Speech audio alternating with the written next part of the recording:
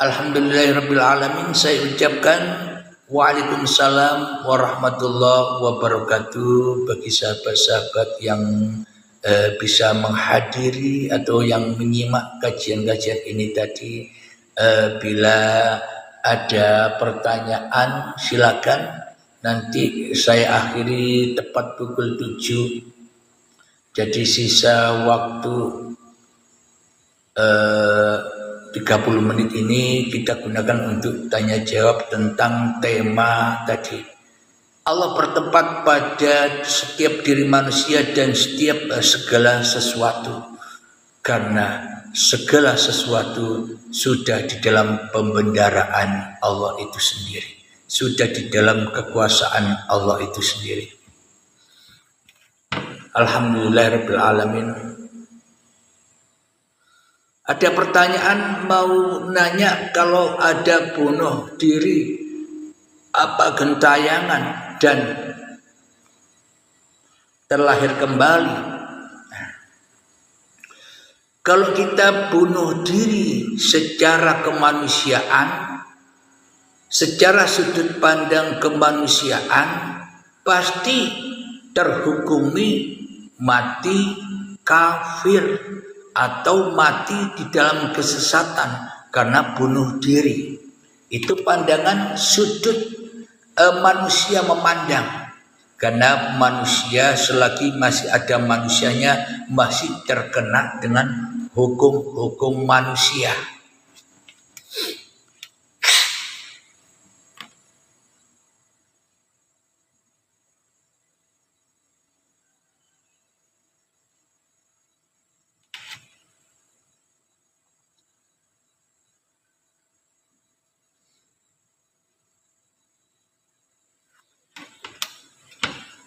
Alhamdulillahirabbil alamin, karena manusia masih terbelenggu dengan hukum-hukum kemanusiaannya, sehingga orang yang bunuh diri hukumnya sesat, kafir dan sebagainya karena membunuh dirinya sendiri. Itulah hukum-hukum manusia. Akan tetapi bila Anda bertanya hukum Tuhan, Anda harus rela ridho dulu. Bila Anda tidak ada, maka di situ akan sinkron. Bila Anda masih mengakui keberadaan diri Anda, bila Anda mengakui kewujudan kehidupan diri Anda, tak akan pernah sinkron. Kenapa? Karena manusia penuh misteri. Karena bila manusianya masih merasa dirinya manusia penuh misteri, gentayangan. Hakikatnya manusia yang mati gentayangan itu adalah manusia yang mati di dalam kemanusiaannya. Manusia masih dirinya merasa ada, dirinya merasa wujud, dirinya merasa hidup, dirinya merasa berkuasa atas apa yang dilakukannya. Inilah yang dimaksud mati bunuh diri. Manusia mati hatinya, keras hatinya. Bila sudah mati hatinya, keras hatinya, ya dipendam, dikubur di dalam kuburan. Mana kuburannya? Bukan yang di sono. Kuburannya jasad ini loh, yang dari tanah kuburannya. Sehingga manusianya gentayangan di sana, disiksa, digebloki. Diazab dengan apa? Diazab dengan apa yang dicita-citanya, apa yang diinginkannya, apa? Dunia. Manusia diazab dengan keinginan-keinginannya yang selain Allah, disiksa terus, gentayangan terus. Gentayangan di cita-citanya, gentayangan di keinginan-keinginannya, gentayangan di harta-hartanya, gentayangan di mobilnya. Logikanya begini, kelihatannya mobil yang kita miliki terpisah dari kita, tapi hakikatnya di dalam hati kita menyatu mobil itu dengan diri kita. Seumpama mobil itu baret sedikit, hati kita juga ikut terbaret. Hati kita ikut sakit. Kenapa? Karena kita masih menyatu dengan yang di luar diri. masih cinta kepada yang selain Tuhan, itulah siksa. Contoh lagi, rumah. Memang seolah-olah rumah terpisah dengan jasad kita, terpisah dari jarak kita. Tapi hakikatnya rumah sudah menyatu dengan diri kita. Kenapa? Karena kita cinta rumah kita. Rumah kita ada yang lempar, kita merasa terlempar. Kita marah, ya itulah gentayangannya. Disiksa terus karena kita sudah mati. Mati kesadarannya, mati bahwa segala sesuatu hanya milik Tuhan. Karena kita mentuhankan segala sesuatu, menempatkan segala sesuatu di dalam hati kita, itulah yang dimaksud arwah yang gentayangan. Gentayangan melihat dunia, gentayangan melihat pernak-perniknya dunia, gentayangan melihat kenikmatan-kenikmatan dunia. Yaitulah gentayangan itu. Karena manusianya masih misteri, karena manusianya masih merasa dirinya yang ada. Itulah alam misteri itu, yakni alam kemanusiaannya, itulah serba misteri. Tak akan pernah bisa terjawab.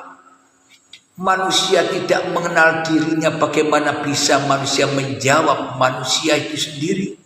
Sedangkan manusia tidak mengenal dirinya. Hanya bagi manusia yang sudah mengenal dirinya saja yang bisa menjawab atau terjawab semua pertanyaannya. Karena sudah kembali kepada Tuhannya.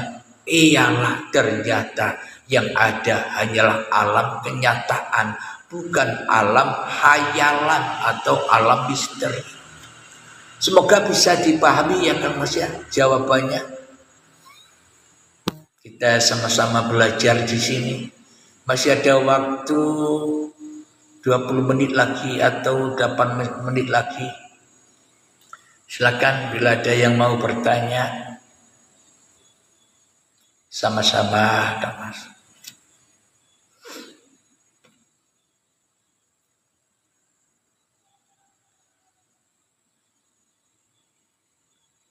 Kalau semua diri kita dijalankan Tuhan, berarti yang berbuat dosa juga Tuhan. Adanya dosa, adanya pahala, adanya hukum baik dan buruk kan karena masih ada manusia yang jadi Tuhan. Karena manusianya merasa masih ada, ya berlakulah dosa. Jadi sebenarnya wujud manusia itulah dosa. Bila masih ada manusianya, hukum berada di tangan manusia. Kadang orang yang tinggi hukumnya tumpul, orang yang rendah hukumnya lancip. Jadi hukum dunia ini semrawut, tidak sesuai dengan hukum Tuhan. Kenapa? Karena yang jadi Tuhan masih manusia. Maka hukumnya ya hukum manusia. Yang maling ayam digebuki bahkan sampai terbunuh. Tapi yang korupsi bisa hidup mewah di dalam penjara. Itulah hukum kemanusiaan. Tidak akan pernah bertemu dengan hukum Tuhan bila manusia tidak kembali kepada Tuhan. Lalu pertanyaan Anda, bila semuanya Allah berarti yang berdosa Allah. Bila hanya Allah yang ada, mana mungkin ada dosa, wong tak ada manusianya. Kita mengenal dosa pahala kan karena ada diri manusia kita. Bila kita sudah mati di dalam Tuhan, kembali innalillahi wa inna ilaihi rajiun, maka sudah tak berlaku lagi. Dosa dan pahala sudah tidak ada lagi, yang ada hanya cerita panggung sandiwaranya Allah. Dan panggung sandiwara itu tak ada mengandung baik dan buruk, nikmati saja. Contoh, ketika Anda menonton sebuah film, bila ada peran yang baik-baik, wah itu pahala. Bila ada orang yang berperan orang jahat atau antagonis, itu orang yang berdosa. Apa kita bisa menilai? Kita asik-asik menikmati cerita itu. Kalau tidak ada peran antagonis, tidak asik. Karena peran antagonis itu yang ditunggu-tunggu manusia. Kenapa? Karena antagonis itulah hakikatnya manusia. Coba kalau kita nonton film, ceritanya baik terus, ibadah terus, damai terus, yang ngantuk kita yang nonton, ndak asik. Coba muncul peran antagonis, wah kita jadi tadinya ngantuk jadi ndak ngantuk. Wah ini yang ditunggu-tunggu. Karena hakikat antagonis yang manusia itu sendiri, manusia lebih suka dengan diri manusianya. Jadi semua itu tidak mengandung salah dan dosa, dosa dan pahala. Kita nikmati saja tontonan itu, wong ada sutradaranya. Bagaimana mungkin orang yang menjadi peran antagonis itu berdosa, wong ada sutradara yang mewajibkan atau yang diperankan sebagai antagonis itu sudah mengikuti aturan-aturan sang sutradara untuk berperan seperti itu. Tidak ada dosa, tidak ada kesalahan lagi bila kemanusiaannya sudah ditanggalkan. Maka dari itu para nabi dan para rasul itu maksud dijaga Tuhan. Kenapa? Karena diperjalankan Tuhan. Anda pun juga demikian. Bila Anda rela ridho kembali kepada Tuhan.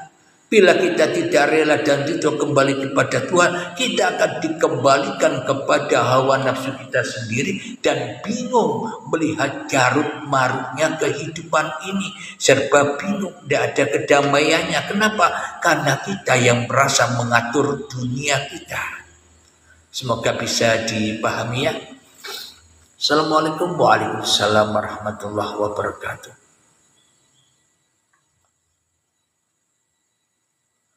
Kan yang membuat mengenal dan tak mengenal Tuhan itu sendiri. Semuanya sudah diaturnya sendiri. Nah, itulah enjoy. Kalau manusia belum bisa ketemu enjoy, manusia sok ngatur-ngatur manusia yang lain. Ibarat begini, bila kita masih merasa diri kita yang ada, kita dihadapkan di depan kita ada orang berzina. Bagaimana kita menilai? Pasti kita menilai itu perbuatan keji dan mungkar. Kenapa? Karena kita masih ada. Terus di sisi kanan kita dihadapkan dengan perilaku muda-mudi yang taat beribadah, muda-mudi yang soleh-soleha. Kita pasti menilai itulah orang-orang yang beriman, orang-orang yang baik. Masih ada nilai baik dan buruk. Kenapa? Karena kita masih ada. Kita disiksa dengan nilai-nilai itu. Coba ketika Anda tidur, ketika Anda tidur nyenyak, di samping kiri Anda ada muda-mudi yang lagi berzina, yang lagi minuman keras, berjudi dan sebagainya. Di sisi kanan Anda ada orang yang muda-mudi yang ahli ibadah, yang melakukan sholat tahajud dan sebagainya. Anda tidur, apakah Anda bisa menilai apa yang ada di samping kanan dan kiri Anda ketika Anda tidur? Enjoy kan? Kenapa? Karena nilai atas keduanya bukan hak manusia. Yang menilai ya Allah yang memerankan manusia. Khairihi wa syarrihi binallah. Bila perbuatan buruk itu perbuatan manusia atau perbuatan setan, berarti Tuhan ada saingannya. Tuhan Allah, Tuhan kebaikan, setan Tuhan keburukan. Apa begitu? Jadi memang semua itu dalam sudut pandang diri kita sendiri, kita masih jadi Tuhankah atau kita sudah dituhani Tuhan? Bila kita yang masih menjadi Tuhan, kita pasti menilai-nilai orang lain, tidak peduli dengan nilai diri kita. Kita sibuk mencaci orang lain, tidak sibuk mencari kejelekan diri kita sendiri, karena kita buta akan diri kita sendiri.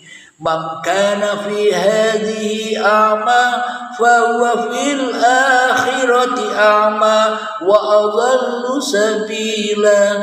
Barang siapa di dunia ini buta mata hatinya, maka ia akan buta di dalam akhiratnya, bahkan tersesat-sesat jalannya, tersesat melihat manusia lain. Gampang mensesatkan manusia, menyalahkan manusia, menghina manusia. Itulah tanda-tandanya bahwa apa yang kita bicarakan kepada orang lain, yaitu buktinya diri kita tinggal. Bila apa yang kita ucapkan menghina, menyalahkan orang lain, berarti kita tinggal di situ. Tapi bila apa yang kita keluarkan selalu menghormati orang lain, selalu menyayangi orang lain, selalu bertoleransi kepada orang lain, tidak menyalah-nyalahkan orang lain, berarti kita bertempat di situ, enjoy. Jadi tidak dibakar lagi. Kenapa? Karena sudah kembali kepada penguasa diri manusianya dan manusia yang lain. Semoga bisa dipahami ya. Selamat pagi juga Kak Mas.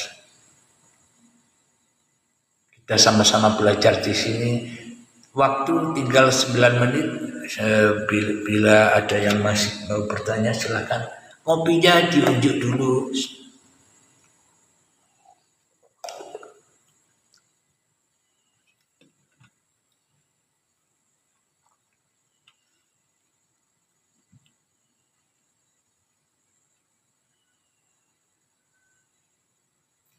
Dari Sumatera Utara masih pagi, matahari masih malu-malu untuk muncul.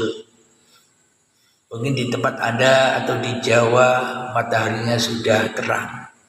Memang beda 1 jam. Silakan bila masih ada pertanyaan yang lain. Kalau sudah tidak ada pertanyaan lagi berarti kita sudah memahami. Oh, hanya Allah yang tahu Allah betul. Bila masih ada manusianya, yang tahu diri manusianya, ya manusianya. Yang merasa tahu Allah, ya masih manusianya. Karena masih kewujudan manusia. Yang merasa paham tentang Tuhan, ya masih manusianya. Selagi manusianya yang ada, manusianya paham hanya sebatas kemanusiaannya saja. Mengenal Tuhan versi kepahaman manusianya, sehingga beda-beda paham, beda-beda iman. Kenapa? Karena manusia masing-masing memahami sesuai keyakinannya sendiri-sendiri. Tak akan pernah ada pertemuan, karena masing-masing manusia menganggap dirinya yang paling benar. Tapi bila kebenaran sudah di tangan Tuhan, maka tak akan ada manusia yang salah lagi. Wong manusia di dalam kekuasaan Tuhan, mana ada manusia yang salah? Karena seluruh manusia diperjalankan Tuhan, apapun perjalanan itu. Maka bila manusianya sudah mengenal Tuhannya, maka hatinya akan tenang, akan enjoy, akan selalu bahagia, memandang seluruh perbedaan, memandang segala warna-warni kehidupan ini dipandang dengan penuh kasih keindahan.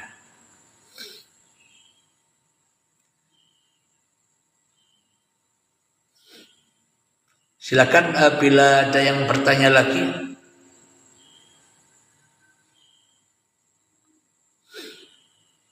Waktu tinggal 7 menitan.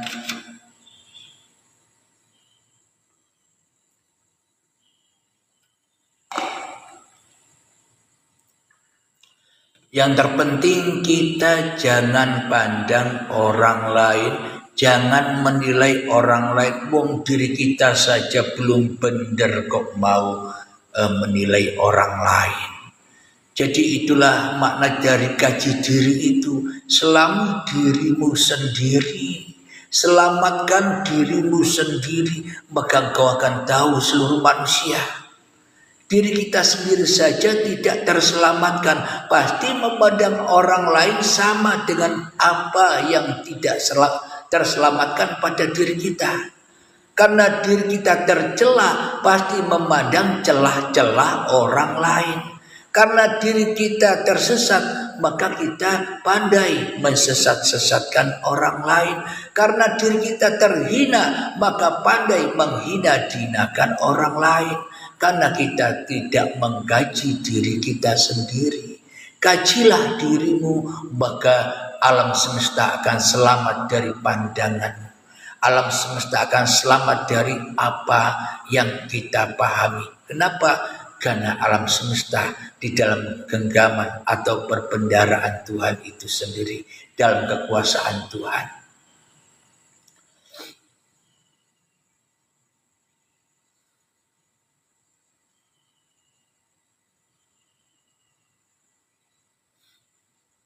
Alhamdulillahirrabbilalamin. Bila sudah tidak ada pertanyaan lagi, semoga kita dipahamkan oleh Allah, dimudahkan bagi kehidupan ini, diberi hati yang rela, hati yang ridho, penuh keikhlasan.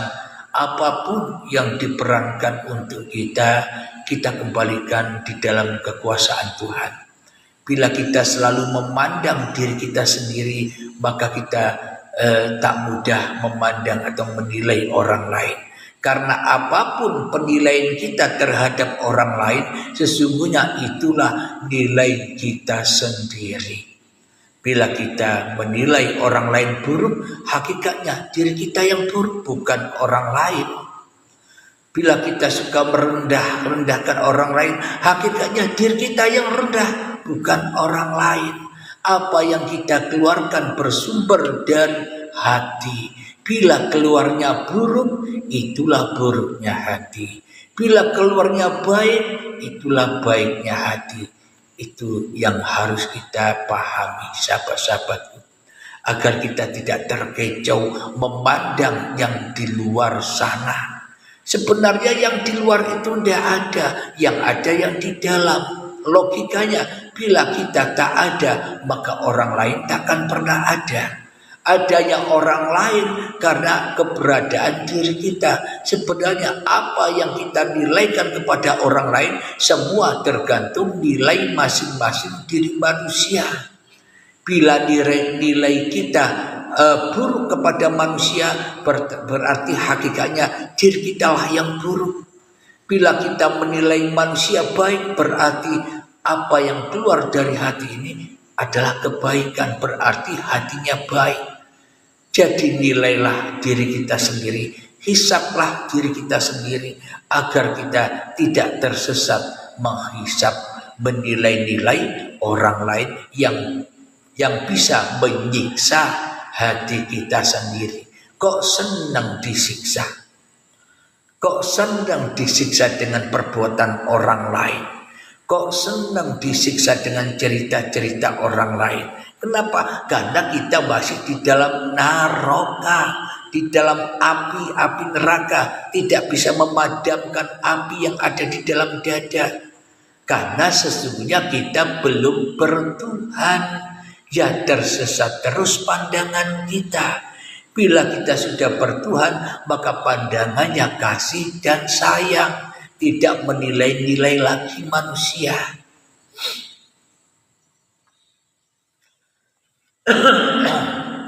Silakan bila ada pertanyaan lagi. Waktu kurang 2 menit, sayang. Jadi di kajian Uripe Allah ini untuk mengkaji diri kita sendiri, ngajeni awake dhewe, mengajihi diri sendiri. Agar apa? Agar semua manusia aji juga, agar kita semua mengenal seluruh manusia. Bagaimana mungkin kita bisa mengenal seluruh manusia bila kepada diri manusia kita sendiri saja tidak mengenal? Jadi memang tanda-tanda kajian Tuhan itu kajian yang menyelamatkan jiwa. sehingga jiwa bisa tenang, adem, ayem, bahagia, enjoy. Tapi kajian setan itu mencari celah-celah perbedaannya, mencari celah-celah perbandingannya. Itulah ajaran setan. Kenapa? Karena dengan itulah manusia disesatkan, dipanasi terus. Kenapa? Karena manusia lebih senang, lebih cinta ikut setan daripada ikut Tuhan. Selalu diadu domba oleh setan. Ayo pandanglah, itu loh ceritanya begini, ini loh ceritanya begini. Kita selalu dijerumuskan oleh setan untuk memandang orang lain daripada memandang diri kita sendiri. Karena kita lebih mengikuti setan daripada mengikuti siapa yang menguasai setan. Kalau kita sudah bertemu dengan siapa yang menguasai setan, kita tak akan kesetanan lagi. Alhamdulillahirabbil alamin. Berhubung tepat pukul 7.00, semoga saya dan kita semua selalu di dalam keadaan enjoy, sehat, bahagia selalu.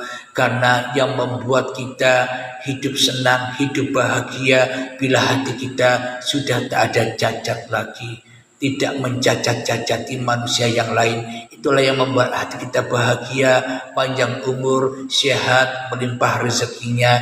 Karena hati kita sudah kita bersihkan dari segala sesuatu. Bahkan hati kita sudah kita bersihkan dari diri kita sendiri. Amin ya rabbal alamin. Dan akhir kalam, assalamualaikum warahmatullahi wabarakatuh.